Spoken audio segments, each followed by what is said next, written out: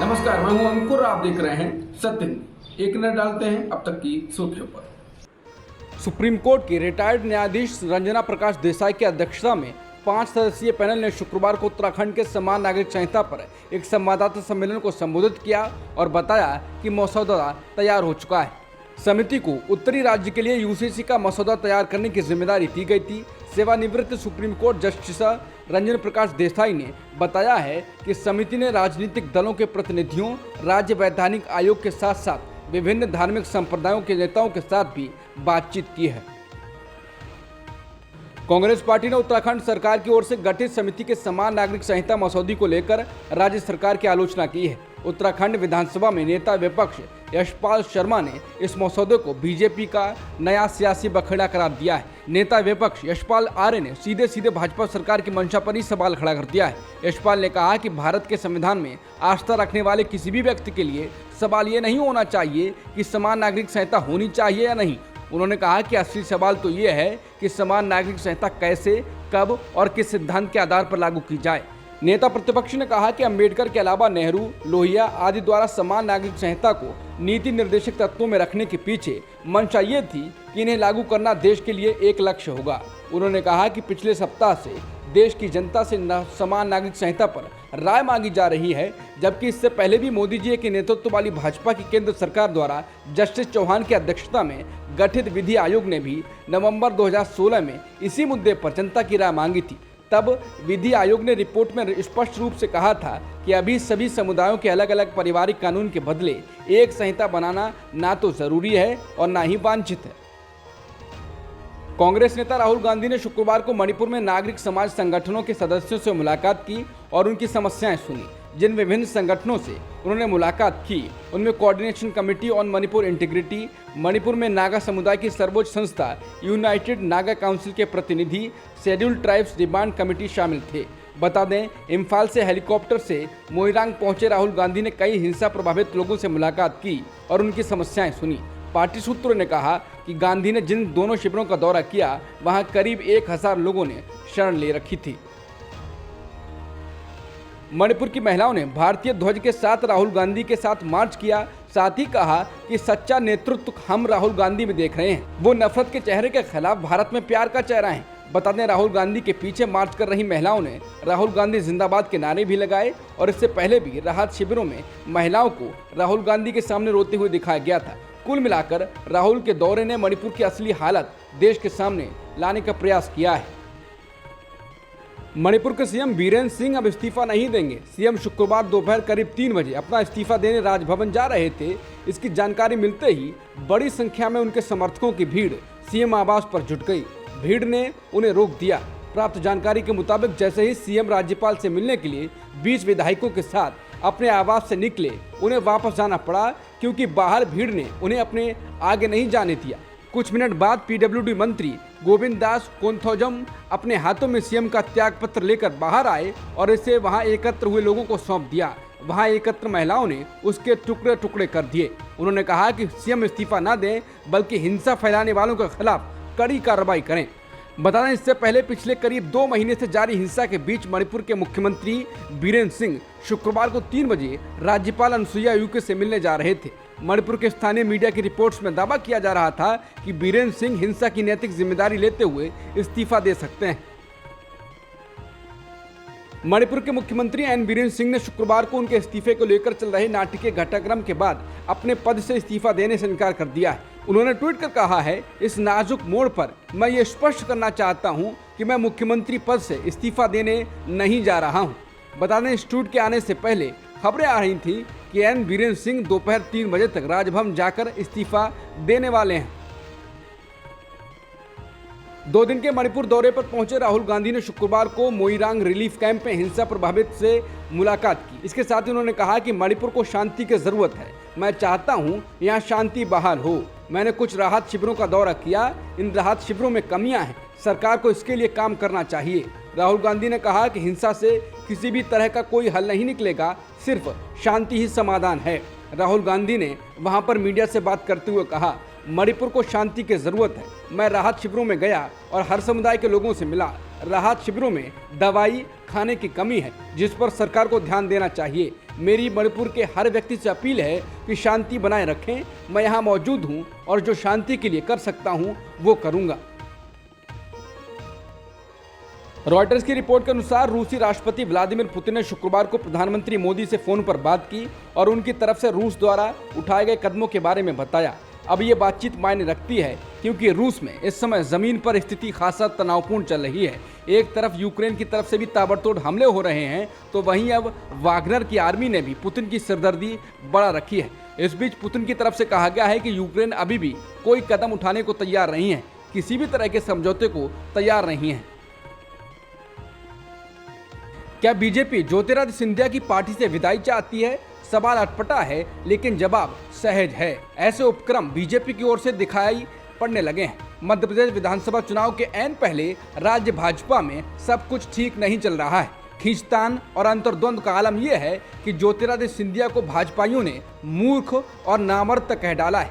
उनके साथ केसरिया दुपट्टा डालकर कमल थामने वालों को बीजेपी के सीनियर लीडरों ने भरे मन से विभीषण करार दिया है। बीजेपी के लोगों ने ही पार्टी फोरम और फोरम के बाहर भी सिंधिया समर्थक मंत्रियों के तथाकथित भ्रष्टाचार को निशाने पर लिया है। बता दें, सिंधिया को मूर्ख करार देने वाले गुना शिवपुरी भाजपा सांसद केपी सिंह के खिलाफ पार्टी ने कोई संज्ञान नहीं लिया है। हाल ही में नामर्द कहने वाले पूर्व विधायक को भी भाजपा ने कोई ताकीद दी हो, ये बात अब तक सामने नहीं आई है। सिंधिया समर्थक मंत्रियों के दबे छिपे और कई बार खुलकर आरोप मर देने वालों को भी भाजपा जुबान बंद रखने की चेतावनी देती नजर नहीं आई है। भोपाल से लेकर दिल्ली तक के रणनीतिकार सिंधिया एवं उनके समर्थकों के खिलाफ पार्टी की बगावत पर चुप्पी साधे हुए हैं। कहा जाता है कि जहां जहां सिंधिया समर्थक हैं वहां स्पष्ट तौर पर दो भाजपा हैं। भाजपा के आधिकारिक पार्टी कार्यालय या कार्यक्रमों में सिंधिया समर्थक या तो जाते ही नहीं हैं और असली भाजपा वाले अनेक बार बुलाते भी नहीं हैं। भाजपा एवं आरएसएस की अपनी ग्राउंड रिपोर्टें, चुनावी सर्वे तथा केंद्रीय नेतृत्व द्वारा मध्य प्रदेश को लेकर कराई गई चुनावी हालातों से जुड़ी खोजबीन ने सिंधिया और उनके समर्थकों के हालात खस्ता होने की कहानी बयां की है। भाजपा के सूत्र कह रहे हैं कि सिंधिया समर्थक मौजूदा विधायकों में 4-5 का पत्ता कट्टा तय है। उपचुनाव में हारे सिंधिया समर्थकों में भी अधिकांश को भी चुनाव लड़ने का चांस देकर पार्टी हार का खतरा मोल नहीं लेगी। बता दें, सुगबुगाहट है कि बीते जून महीने की 28 तारीख को प्रधानमंत्री मोदी भोपाल में चुनावी आगाज के लिए आए और वापसी में सिंधिया को अपने साथ जहाज में लेकर उड़े तो सिंधिया ने पीएम मोदी से खुलकर मन की बात की, तमाम स्थितियों से अवगत कराया, अपना दर्द और मर्म पार्टी प्रमुख के समक्ष बयां किया। वहीं सिंधिया के साथ आए समर्थक भले ही कांग्रेस में लौट रहे हैं, लेकिन फिलहाल तो सिंधिया के लिए कांग्रेस में वापसी का रास्ता पूरी तरह से बंद नजर आ रहा है। कांग्रेस खेमा और उसके लोग हर दिन सिंधिया एवं उनके समर्थकों पर तीखे राजनीतिक प्रहार कर रहे हैं। अपने पिता दिग्विजय सिंह की अगुवाई में राजनीति का ककाहरा सीखकर जूनियर पॉलिटिकल कॉलेज में पहुंच चुके जयवर्धन सिंह ने सिंधिया पर दिलचस्प कटाक्ष कर कांग्रेस का रुख साफ कर दिया है। सिंधिया की चुटकी लेते हुए जयवर्धन ने कहा है, कांग्रेस में बिका हुआ माल अब वापस नहीं होगा।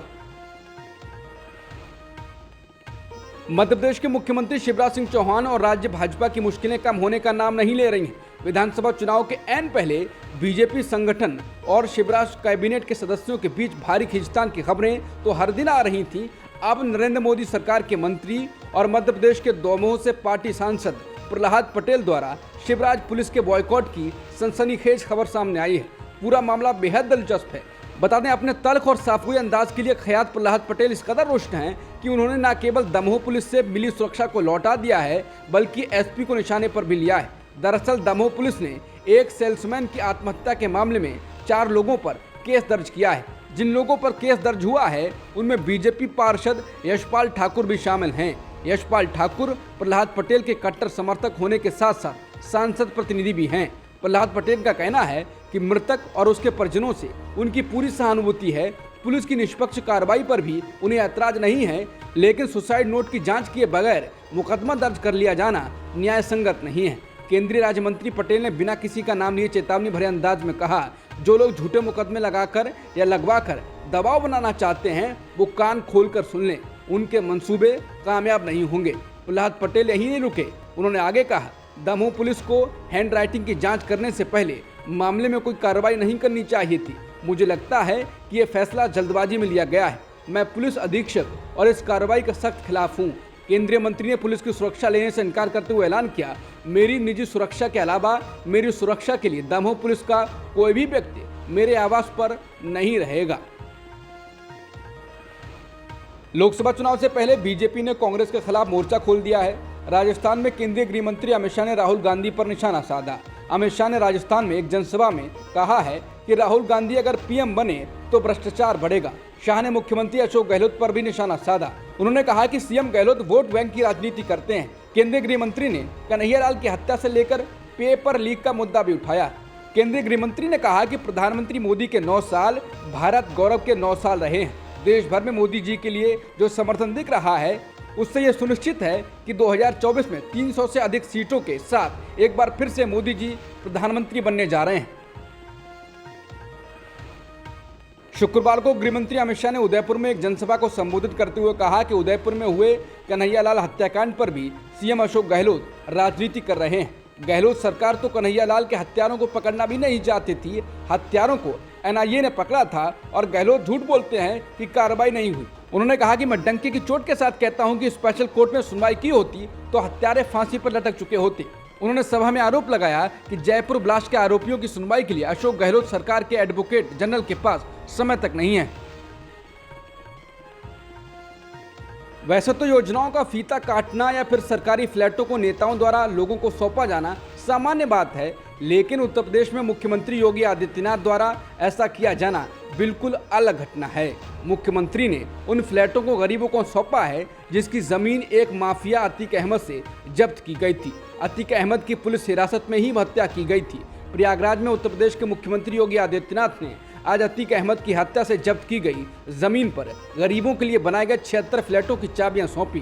फ्लैट प्रधानमंत्री आवास योजना के तहत बनाए गए और इस महीने की शुरुआत में लॉटरी के माध्यम से आवंटित किए गए थे। मुख्यमंत्री ने आज एक समारोह में लाभार्थियों को आवंटन पत्र सौंपे। अमेरिकी सुप्रीम कोर्ट ने अफर्मेटिव एक्शन प्रोग्राम पर ऐतिहासिक निर्णय लिया है। भारत में वंचितों को मिलने वाले आरक्षण की तरह ही अमेरिका में नस्लीय असमानता और भेदभाव का सामना करने वालों को अफर्मेटिव एक्शन प्रोग्राम का लाभ मिलता रहा है, लेकिन अमेरिकी सुप्रीम कोर्ट ने इस अफर्मेटिव एक्शन प्रोग्राम को ही भेदभाव बरतने वाला करार दे दिया है। अमेरिकी सुप्रीम कोर्ट के एक फैसले ने कहा है कि यूनिवर्सिटी में दाखिले के वक्त नस्ल पर विचार नहीं किया जाएगा। रिपोर्ट के अनुसार मुख्य न्यायाधीश जॉन रॉबर्ट्स ने बहुमत की राय में लिखा है, हालांकि अफर्मेटिव एक्शन अच्छे इरादे से लाया गया और अच्छे विश्वास में लागू किया गया, लेकिन यह हमेशा के लिए नहीं रह सकता है। ये दूसरों के खिलाफ असंवैधानिक भेदभाव है। रॉबर्ट्स ने लिखा, छात्र के साथ एक व्यक्ति के रूप में उसके अनुभवों के आधार पर व्यवहार किया जाना चाहिए, नस्ल के आधार पर नहीं। मुख्य न्यायाधीश ने फैसले में लिखा कि मुख्य रूप से इस आधार पर निर्णय लेना कि आवेदक श्वेत है, काला है या अन्य है, अपने आप में नस्लीय भेदभाव है। उन्होंने कहा कि हमारा संवैधानिक इतिहास उस विकल्प को बर्दाश्त नहीं करता है। बता दें, अमेरिका में शिक्षा के क्षेत्र में नस्ल को लेकर हमेशा विवाद रहा है। वहाँ काले और सामाजिक तौर पर पिछड़े वर्गों को कॉलेज एडमिशन में रिजर्वेशन देने का नियम है। बता दें, ये एक ऐसा ऐतिहासिक फैसला है जिसका असर सिर्फ अमेरिका में नहीं बल्कि दुनिया भर में पड़ सकता है। इस मुद्दे पर विश्व स्तर पर बहस होगी। दुनिया भर के देशों में जाति, नस्ल, रंग आदि के आधार पर भेदभाव का सामना करने वालों को दी जाने वाली ऐसी सहूलियतों के खिलाफ मांग जोर पकड़ने की आशंका है। पूर्व राष्ट्रपति डोनाल्ड ट्रंप ने सुप्रीम कोर्ट के एक फैसले का समर्थन किया है। उन्होंने इस फैसले को शानदार कहा। उन्होंने कहा, ये जबरदस्त दिन है। उन्होंने सोशल मीडिया पर कहा, असाधारण लोगों और सफलता के लिए सभी जरूरी कदम उठाने वालों को आखिरकार पुरस्कृत किया जा रहा है। बता दें, अमेरिकी नीतियों में अफर्मेटिव एक्शन 1960 के दशक में शामिल किए गए थे। समाज में डाइवर्सिटी यानी विविधता को बढ़ावा देने में इसकी भूमिका का समर्थन किया जाता रहा है। हालांकि जो बाइडेन ने इस पर पूरी तरह असहमति जताई है। उन्होंने कहा कि इस फैसले को आखिरी शब्द नहीं माना जा सकता है। अमेरिका में अब भी भेदभाव बरकरार है। उन्होंने सुप्रीम कोर्ट के इस फैसले पर कहा, यह कोई साधारण कोर्ट नहीं है। 9 जजों की बेंच इस पर बटी हुई थी। 6 कंजर्वेटिव हैं तो 3 लिबरल। वहीं शिक्षा मंत्री मिगेल कार्डोना ने बीबीसी न्यूज से कहा, यूनिवर्सिटी चलाने वाले अपने यहाँ विविधता के लिए जिस अहम औजार का इस्तेमाल करते थे उसे सुप्रीम कोर्ट ने छीन लिया है। बता दें, अमेरिका में ऐसे फैसले तब से आ रहे हैं जब से 3 न्यायाधीशों की नियुक्ति पूर्व राष्ट्रपति डोनाल्ड ट्रंप के कार्यकाल में हुई है। डोनाल्ड ट्रंप रिपब्लिकन हैं और वो दक्षिणपंथी व रूढ़िवादी विचारों वाले हैं। बहरहाल, अमेरिकी सुप्रीम कोर्ट के फैसले का असर दुनिया भर में हो सकता है। ऐसा इसलिए कि कई बार नीतियों को बनाते समय अमेरिका जैसे विकसित देशों की मिसाल कई देशों में दी जाती रही है। अब संभावना है कि कई देशों में इसकी मिसालें देकर आरक्षण जैसी व्यवस्था को खत्म करने की मांग जोर पकड़ेगी। ऐसा भारत में भी हो सकता है, जहां लंबे समय से आरक्षण के खिलाफ दलीलें दी जाती रही हैं। अब तक की सुर्खियों में इतना ही। बाकी खबरों के लिए बने रहिए सत्यहिंदी.com के साथ।